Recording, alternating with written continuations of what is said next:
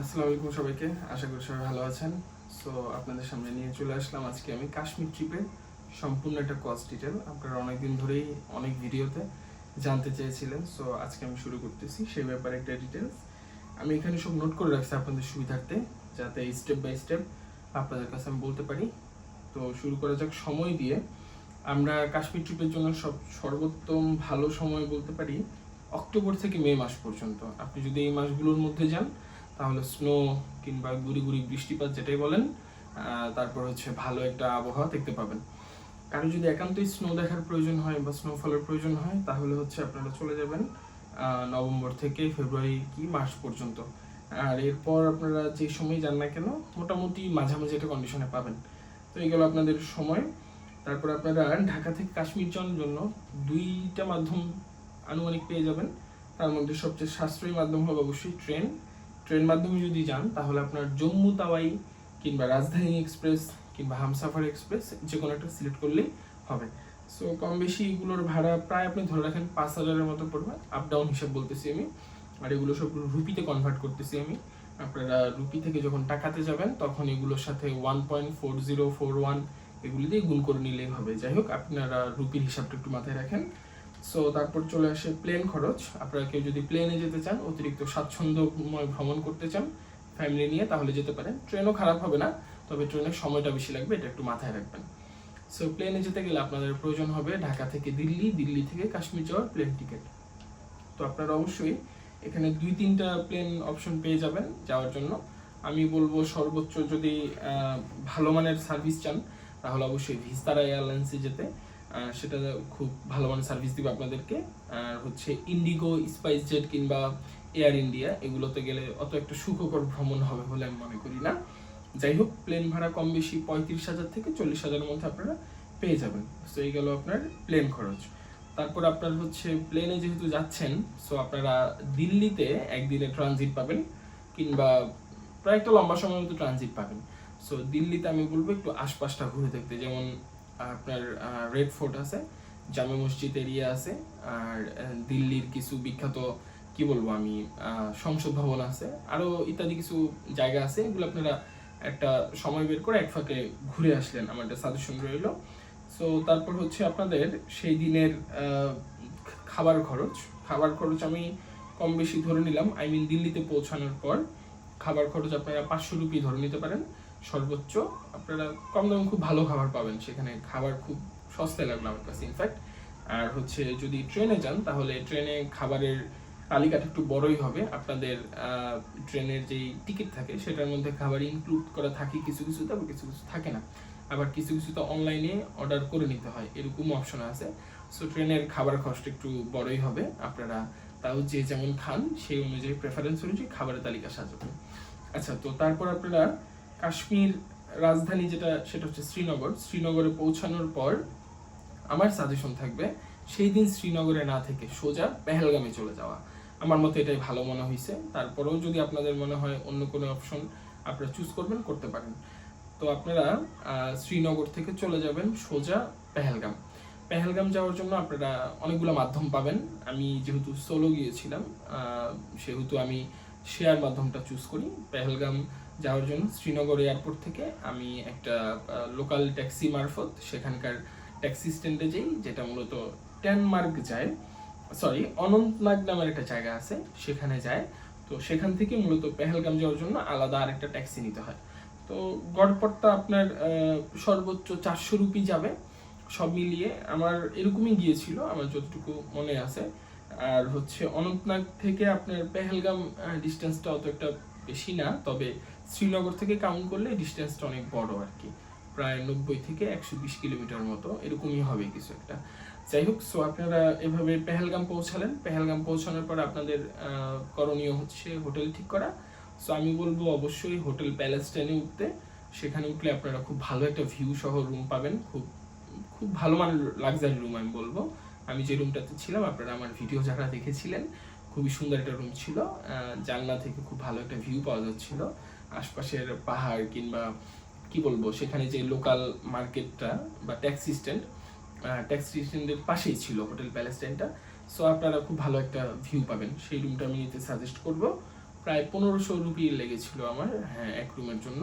রুমটা খুব ভালো ছিল। আচ্ছা, সো পেহেলগামে আপনি রাত্রেবেলা খাবার দাবার করার পরদিন আপনারা বের হয়ে পড়বেন বাইসারান ভ্যালির উদ্দেশ্যে। বাইসারান ভ্যালি মিনস হচ্ছে আপনাদের মিনি সুইজারল্যান্ড আমরা যেটাকে বলি আর কি। তো সেটা যাওয়ার জন্য আপনারা অনেকগুলো মাধ্যম পাবেন, তার মধ্যে হচ্ছে ঘোড়া রাইডে যাওয়াটা আমি বলবো অত বেশি সুখকর হবে না। যদি আপনারা বার্গেনিং করে ঘোড়া নিতে পারেন তাহলে 800 থেকে 1200 রুপির মধ্যে ঘোড়া পেয়ে যাবেন। তবে আমরা যে ঘোড়াটা নিয়েছিলাম বা যেখান থেকে নিয়েছিলাম ঘোড়াটা, সেটা খুবই খারাপ একটা অভিজ্ঞতা ছিল। কারণ সেই ঘোড়ার যে রাইডার ছিল বা চালক যারাই ছিল, তারা মূলত একটা রিস্কি পথ দিয়ে নিয়ে যায় মূলত। সো আমি বলবো ওই পথটা অ্যাভয়েড করার জন্য আপনারা আগে এগুলো খোলামেলা করে নেবেন। আমি হিন্দিতে অত পারদর্শী না, তাই তাদেরকে বুঝাইতেও পারিনি, তারাও বুঝতে পারিনি হয়তো বা, জানি না, এটা মিসআন্ডারস্ট্যান্ডিং হওয়ার ফলে তারা হয়তো বা আমাকে ভুলভাল রাস্তা দিয়ে নিয়ে গেছে, আমি জানি না। কিন্তু আমি আসার সময় রাস্তাটা চেঞ্জ করে ঘোড়াটাকে ছেড়ে দিই, তারপর হেঁটে হেঁটে চলে আসি আর কি, ট্রেকিং করতে করতে। কিছু পাঞ্জাবি লোক ছিল, খুবই ভদ্র মানুষ, তাদের সাথে চলে আসি। আরো 2জন বাংলাদেশি ছিল আমার সাথে। যাই খুব ভালো একটা অভিজ্ঞতা ছিল। সো আমি বলবো 2টা অভিজ্ঞতা নেবেন, ঘোড়া রাইডেও করে যাবেন, আবার আসার সময় ট্রেকিং করে আসার চেষ্টা করবেন, খুব মজা লাগবে আপনাদের কাছে। আর হচ্ছে আপনাদের বাইসারান ভ্যালি যেটা, সেটাতে এন্ট্রি ফি খুব সম্ভবত 25 রুপি নিয়েছিল, আমার এক্স্যাক্টলি খেয়াল নেই, তবে খুব কম এন্ট্রি ফি, এটা নিয়ে টেনশনের কিছু নেই। বাইসারান ভ্যালির পরে আপনাদের রইলো আরু ভ্যালি, বেতাব ভ্যালি আর চন্দনওয়ারি। তো আমি এই 3টা পার্সোনালি ঘুরছিলাম, বাইসারান ভ্যালি সহ 4টা। সো আরু ভ্যালি, বেতাব ভ্যালি, চন্দনওয়ারিতে যাওয়ার জন্য আপনারা একটা ট্যাক্সি ঠিক করবেন। এখানে যে সমস্ত ট্যাক্সিগুলোর কথা আমি বলতেছি, আপনারা হোটেল প্যালেস্টাইনের ঠিক ডান দিকে ট্যাক্সিগুলো পেয়ে যাবেন, এটা নিয়ে টেনশনের কিছু নেই।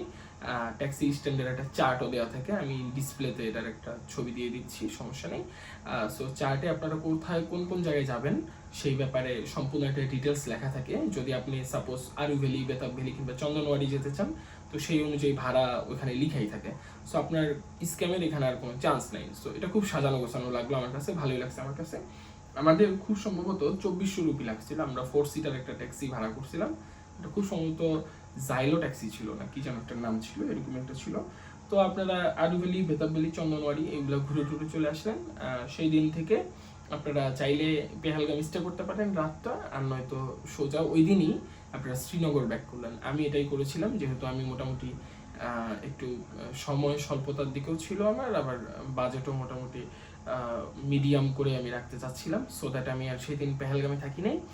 আপনারা চাইলে 2 রাত থাকতে পারেন Pahalgam, it's up to you, no issue.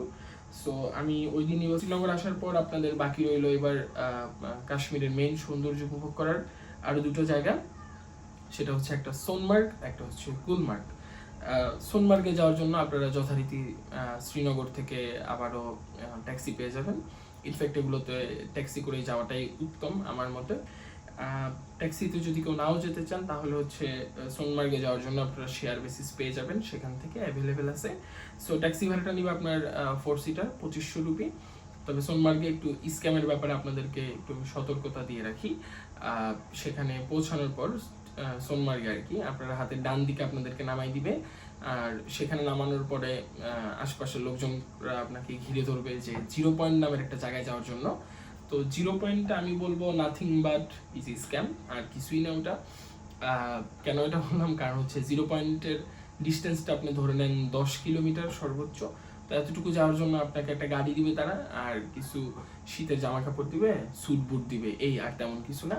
তো এগুলা নেওয়ার জন্য বলেন আর ওই 0 পয়েন্টে যাওয়ার জন্য বলেন, আপনার কাছে প্রায় 4000 টাকা নেবে। তো আমার কাছে এটা কখনোই অর্থিত মনে হয় না। আপনারা যদি যান তাহলে অবশ্যই বুঝে শুনে যাবেন। আর ওরা এমন একটা সিন্ডিকেট করে রাখছে, আপনি যে গাড়িতে যাবেন সেই গাড়িটা 7 সিটার। আপনি চাইলে ধরেন আপনারা 4 জন গেছেন, আপনি আর 3 জনকে ইনক্লুড করতে চান বাইরে থেকে কনভিন্স করে এনে, আপনি সেটা পারবেন না। মানে আপনারই 7 জন হইতে হবে, একদম আপনার সাথে আসছে এমন 7 জন হইতে হবে। আদারওয়াইজ ওরা বাহিরের লোকজন আপনার গাড়িতে নিবে না। ওরা এরকমই আর কি সিচুয়েশনটা ক্রিয়েট করে ফেলছে। তো মানে বিশ্বাস করবেন কিনা জানি না, মানে আমার পুরো বাক বিতণ্ডা শুরু হয়ে গেছিল ওখানকার লোকজনের সাথে, যে কেন এরকম সিচুয়েশন, কেন এরকম স্ক্যামিং, দরকার পড়লে আমি যাবই না। তো আমি না যাওয়ার সিদ্ধান্ত নিয়েছিলাম, কিন্তু ওরা এমন ভাবে আপনাকে ধরে, মানে আপনি শীতের জামা কাপড়টাও, ওদের এই ট্যাক্সিটা যদি ভাড়া না নেন কিংবা ওই 7 সিটার গাড়িটা যদি ভাড়া না নেন, আই মিন 0 পয়েন্ট যদি না যান, তাহলে আপনাকে শীতের জামা কাপড়টা ওরা ভাড়া করতে দিবে না। আমি অনেক জায়গায় ভাড়া করতে গেছিলাম শীতের জামা কাপড়, যেহেতু প্রচন্ড শীত, আর সেদিন বাই দ্য ওয়ে খুব বৃষ্টিও পড়তেছিল, তো বুঝতে পারতেছেন মানে অবস্থা খুবই খারাপ। আমি চাইছিলাম এগুলো সব ভিডিও করতে, কিন্তু ওদের সাথে তর্ক করব না মোবাইল এই শীতের মধ্যে ধরে রাখবো, আই মিন মানে কোনো সিচুয়েশনই ছিল না, এমন বাজে একটা সিচুয়েশন ছিল, প্রচুর ঠান্ডা ছিল। তো আবার আমি মোটামুটি স্লিপার পরে গেছিলাম সেদিন, সো পাটা সব জমে যেতেছিল, তো বাধ্য হয়ে ওটা নিতে হয়। যাই হোক, ওটা একটা খুব খারাপ অভিজ্ঞতা ছিল, আপনাদেরকে আগে থেকে সতর্ক করে রাখলাম। এর বাদে সোনমার্গ খুব ভালো জায়গা, সুন্দর, মোটামুটি 0 পয়েন্ট আহামরি কিছু না, এটা একটু বলে রাখলাম আপনাদের জন্য। আর হচ্ছে আপনারা গুলমার্গে চলে যাবেন এবার। গুলমার্গে পরদিন যাবেন, গুলমার্গ সেম শ্রীনগর থেকে রওনা দিবেন, মানে মোট কথা শ্রীনগর আপনার মেইন পয়েন্ট, ওখান থেকেই চারপাশে যাওয়া যায় আর কি। সো গুলমার্গে যাওয়ার জন্য আপনারা যথারীতি ট্যাক্সি নিতে পারেন। আমার খুব সম্ভবত 2200 রুপির মতো পড়েছিল, হ্যাঁ 2200 রুপি। আপনারা 2200 রুপিতে গুলমার্গ সোজা চলে যাবেন। আর যদি কেউ ট্যাক্সিতে ডিরেক্টলি না যে শেয়ার মাধ্যমে যেতে চান, তাহলে শ্রীনগর থেকে টেনমার্গ নামের একটা জায়গা আছে, ওখান থেকে আপনারা শেয়ার মাধ্যমে গুলমার্গ যেতে পারবেন, সমস্যা নেই। আচ্ছা, সো আর বাকি রইল গুলমার্গ পৌঁছানোর পরে গন্ডোলা রাইড কিংবা ক্যাবল কার রাইড যেটাকে বলে আর কি, ওদের ওখানে গন্ডোলা বলে। গন্ডোলা রাইডটা হচ্ছে টিকিটগুলোর খুব ক্রাইসিস থাকে, আপনারা চেষ্টা করবেন যে কোনো কি বলবো এজেন্সি থেকে, মানে ওখানকার লোকাল এজেন্সি থেকে এক মাস পূর্বে যোগাযোগ করে টিকিট কেটে রাখার জন্য। গন্ডোলা রাইডের টিকিট কাটার জন্য আমি নাম্বার বা যোগাযোগের ঠিকানা আমি দিয়ে দিব, যার থেকে আমি কেটেছিলাম, বা কিছু এজেন্সির নাম্বার দিয়ে দিব। আপনারা এক মাস আগে ছাড়া টিকিটটা পাবেন না, কারণ টিকিটের খুব ক্রাইসিস থাকে। আর টিকিট প্রাইস পড়বে আপনার প্রায় 1800 রুপি 2 ফেজের জন্য, হ্যাঁ মানে 2টা ফেজে যায় আর কি গন্ডোলাটা। আপনার first phase, second phase. First ফেজটা খুব সম্ভবত 8000 ফিট উপরে, আর সেকেন্ড ফেজ হচ্ছে 14000 ফিট উপরে। তো সেকেন্ড ফেজটাই সবার আকর্ষণের কেন্দ্রবিন্দু থাকে। ফার্স্ট ফেজে আপনার যেটা আছে যে খুব অ্যাক্টিভিটি করার অপশন আছে, সেখানে আপনার স্কি আছে, স্নো বাইক আছে, হাবিজাবি আরও কিছু আইটেমস আছে অ্যাক্টিভিটিস করার জন্য, খুব ভালো জায়গা। সো আপনারা ফার্স্ট ফেজে যদি যান তাহলে 1000 রুপি, আর সেকেন্ড ফেজে গেলে টোটাল 1800 রুপি লাগবে, আপ অ্যান্ড ডাউনের কথা বললাম, হ্যাঁ। আচ্ছা, সো এই গেল আপনার গন্ডোলা। তো তারপর শ্রীনগরের আবার রিটার্ন করলেন সেদিন, গন্ডোলা টন্ডোলা সব ফিনিশ করে বা গুলমার্গ ফিনিশ করে আসার পর আপনারা শ্রীনগরের সাইট সিনের জন্য একটা দিন রাখতে পারেন, আর যদি মন না চায় তাহলে রাখলেন না। যারা হচ্ছে ফ্যামিলি সহ যাবেন, আমি অবশ্যই সাজেস্ট করবো শ্রীনগর সাইট সিনটা রাখতে, কারণ সেখানে আপনি দেখার মতো অনেক কিছুই পাবেন। বিশেষ করে কিছু গার্ডেন আছে, Mughal garden, Parimahal, tulip garden ইত্যাদি, এগুলো আমার ভিডিওতে সবাই আমি আপলোড করে দিয়েছি আপনাদের জন্য, সো আপনারা চাইলে দেখে নিতে পারেন।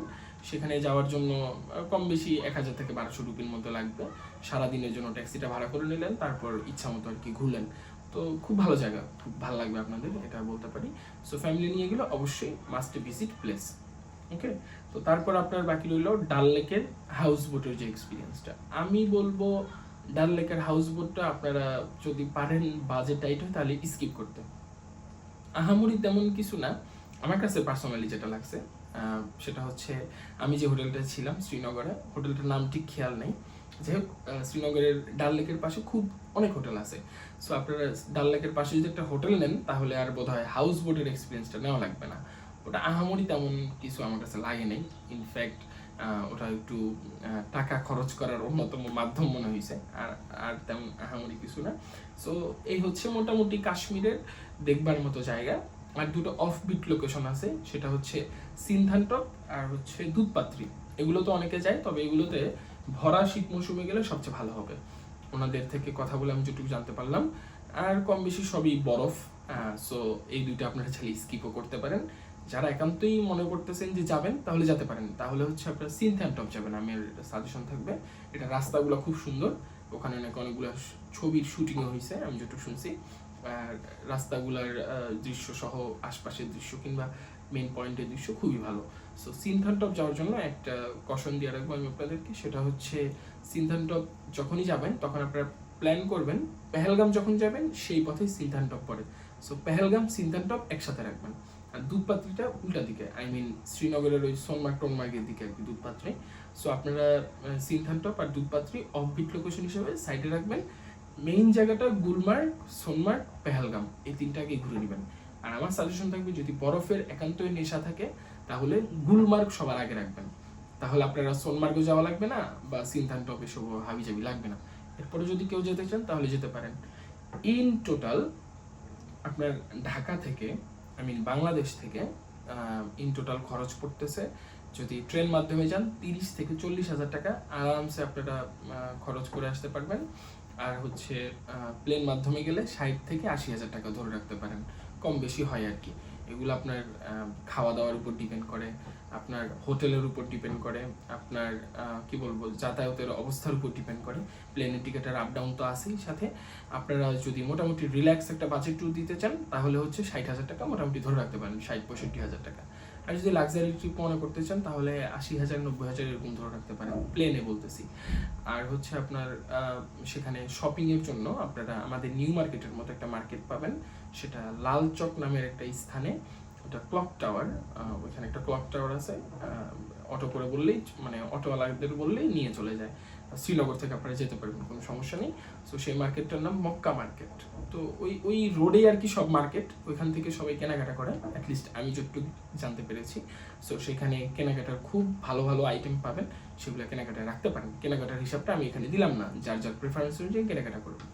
সো এর বাহিরেও যদি কেউ আরও ডিটেলসে কোনো কিছু জানতে চান অবশ্যই কমেন্ট করে জানাবেন, আমি যথাসম্ভব রিপ্লাই দেওয়ার চেষ্টা করব। আমি মোটামুটি আপনাদেরকে একটা বাজেট ট্রিপের জন্য একটা আইটিনারি দিয়ে দিলাম, কীরকম কী খরচ হতে পারে। আর হচ্ছে প্যাকেজে যারা যাবেন তাদের হিসাবটা একদমই আলাদা। আমি সাজেস্ট করব ফ্রেন্ড সার্কেল নিয়ে যান কিংবা সোলো যান, কোনো সমস্যা নেই। ওখানে সিকিউরিটি একদম টপ নচ, মানে কোনো ভয় ভীতির কিছু নেই। আপনি যদি একাও যান কোনো সমস্যা নেই, কাশ্মীরের মানুষজন খুব ভালো, খুব আন্তরিক, আপনাকে খুব আপ্যায়ন করবে। ইনফ্যাক্ট আমি যেহেতু সোলো গিয়েছিলাম, আমারও প্রায় 6-7 জনের সাথে বন্ধুত্ব হয়ে গিয়েছিল বাসে আসতে আসতে, ট্যাক্সি, জিপ, হাবিজাবি। ওখানকার মানুষজন লোকাল খুব ভালো। সো সবাই খুব খাতিরদারি করছে, খুব আপ্যায়ন করছে। সো আপনারা সোলোই বেরিয়ে পড়ুন, যদি আপনার সঙ্গী সাথী না থাকে আপনি একলাই বেরিয়ে পড়ুন, খুব ভালো একটা ট্যুর কাটবে আপনার, আশা করতেছি। এই বলে আমি আমার কাশ্মীর ট্রিপের কস্ট ডিটেল সম্পর্কিত ভিডিওটা শেষ করতেছি। আল্লাহ হাফিজ।